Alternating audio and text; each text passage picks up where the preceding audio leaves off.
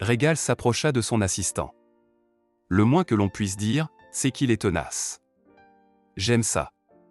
Dis plutôt que tu adorerais en faire ton repas. Il sourit à son collaborateur strict. Allez vous faire foutre. S'emporta finalement Jonas. Mex, veux-tu bien reconduire cet homme de force s'il le faut? L'agent de sécurité s'empara délicatement du bras de Monsieur White. Et les préliminaires, alors? Vous? Lâchez-moi, je sais où est la sortie, merci. Régal aurait certainement ri si, joli cul, ne s'était pas retourné brusquement et précipité dans le couloir. Le fauteur de trouble, ne regardant pas devant lui, le percuta alors de plein fouet.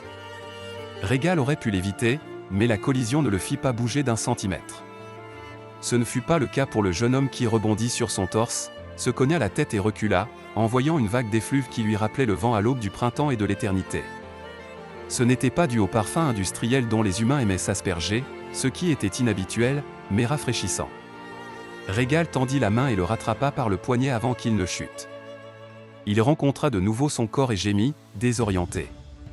Le son produit par le fauteur de trouble le percuta directement à l'entrejambe. Finalement, Monsieur White se recula en fronçant les sourcils et se frotta le front. Les yeux de Régal croisèrent les iris aigmarines de l'individu surexcité qui se tenait devant lui, jamais il n'avait vu une si magnifique couleur dans le regard d'un humain auparavant. Le bleu et le vert se fondaient l'un en l'autre, telle la rencontre de deux teintes dans une aquarelle. Régal se morigéna, il n'était pas du genre à être homme poétique. Tout ce qui lui importait, c'était de le baiser. Voilà qui est mieux. Pardon mec, je ne t'ai pas vu.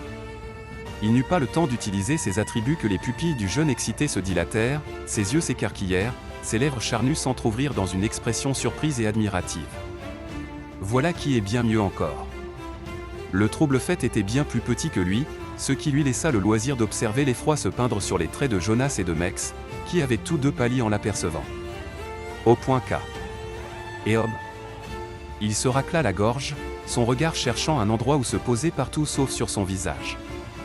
La commissure des lèvres de Régal s'étira en un sourire carnassier. Puis-je connaître le nom de l'homme qui fait autant de tapage? Le concerné se mordilla la lèvre, très gêné.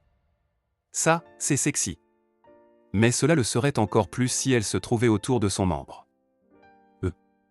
Il pointa Jonas du pouce sans se retourner. Quand Régal reporta son attention sur le responsable du recrutement, ce dernier en resta bouche bée, mais prêt à répliquer. Il l'arrêta d'un signe de main. Jonas n'est rien de moins que calme. Le fait que vous l'ayez poussé à bout aujourd'hui est un exploit, s'amusa-t-il. Félicitations. Mais vous? Qui êtes-vous? À moins que vous ne préfériez que je vous nomme fauteur de trouble? Mais joli cul te conviendrait beaucoup mieux. L'humain se rembrunit. Il était encore plus mignon en colère.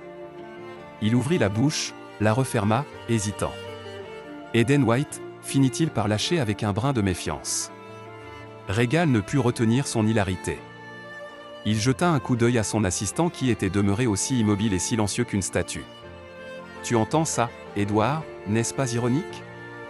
Les cieux se foutent vraiment de ma gueule. Oui, assez.